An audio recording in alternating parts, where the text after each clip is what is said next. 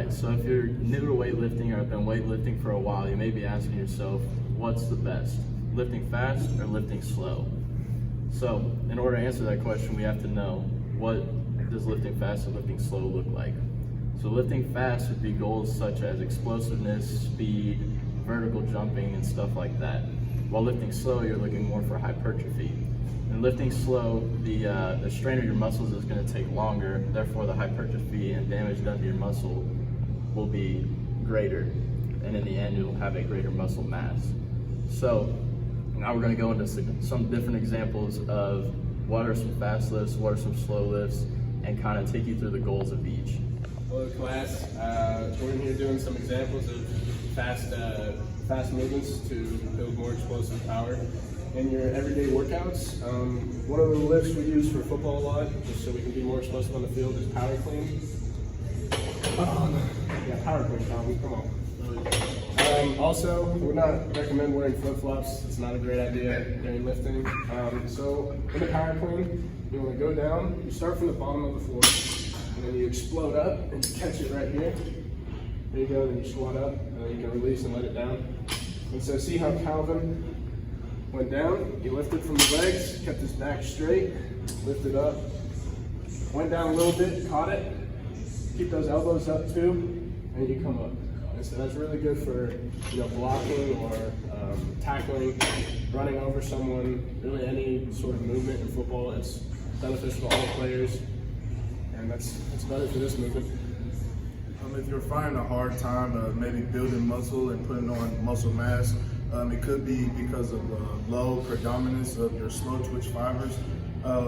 Slow twitch fibers, a way that you can help with that is by doing slow twitch fiber type of lifts. Being one of those is squat, as you can see, jack. Jack is going to unrack your weight, and then he's going to have his feet shoulder width apart. This is going to be your normal back squat. But what you want to do when you're lifting for slow twitch fibers, you want to go higher reps, but you also want to go a higher volume. So say Jack is pretty strong, he maxes out at, what's your max? His max probably 500 squat, so he'll want to do 12 to 15 reps, and he'll want to do probably 225, which is predominantly half of 500. So basically, when he does his back squat, he'll unrack the weight like he already has done. He won't have it on his neck, he'll have it back here on his traps, and then he will squat. He will get low with his butt below the knees, and then he'll come back up. Then he will rack. And that is just one of your slow twitch fibers lifts that can help with your slow twitch fibers. All right, another fast lifting movement that we got is box jumps. All right, so we have our box here. Harrison's gonna jump up, he's gonna explode up, he's gonna get down and squat, explode up in a jump, land on top, then he's gonna step back down, and then do another one, and then he'll go for a certain amount of reps. This will get his muscles used to the fast movements, and then in competition, basketball, whatever sport you're playing, your muscles will be more likely, or more used to the movement, and therefore you'll be more explosive. Now we're going to demonstrate it. So Harrison's going to step up, squat down, and explode up, and step back down, and do it again. Make sure you get a sturdy box. This isn't the most sturdy box. So if you don't have a sturdy box, make sure you get a spotter. So he's holding it, because, seriously, I'm not joking around. You get seriously injured if the box falls back, you hit your head on the ground, concussion, boom. Out of there. For your sport. What's up, guys? Here with Calvin. 3. Kitty Cow, whatever you want to call him, big man on campus. So what we're doing here is another slow twitch, slow movement to build muscle and hypertrophy. And so what we're going to do here is a deadlift. What you want to do is you want to keep your back straight, hands, your feet, shoulder width apart, hands right outside your legs. And then you want to lift up, keep the bar as close to your legs as possible, and you finish. And so what this is working is it's your hamstrings, glutes, lower back.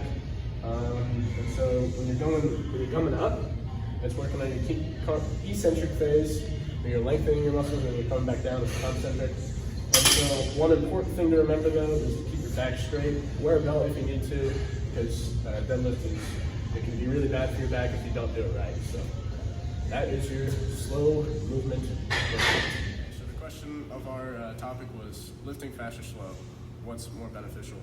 So lifting fast is much more beneficial for building explosive movement and power in everyday activities really, and a lot of athletes like using it. So for example, Calvin, he's a small running back. He needs a lot of explosive power to be busting through the line through big 300-pound guys because he's not as strong as them, but being explosive, it'll get him past them a lot quicker and faster. And then for the slow movements, builds a lot of strength and power. It's good for bodybuilders, and so that they can get stronger and look good. It's good for physique. So that's the end of our presentation. Hope you guys enjoyed it. Thank you.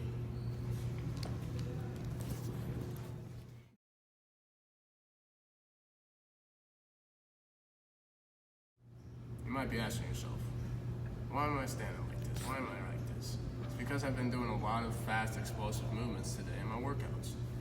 So, one of the, actually... Sorry, we found out that lift... Whatever. All right. Lifting weights. You start. You're gonna jump up, step back down, and jump up.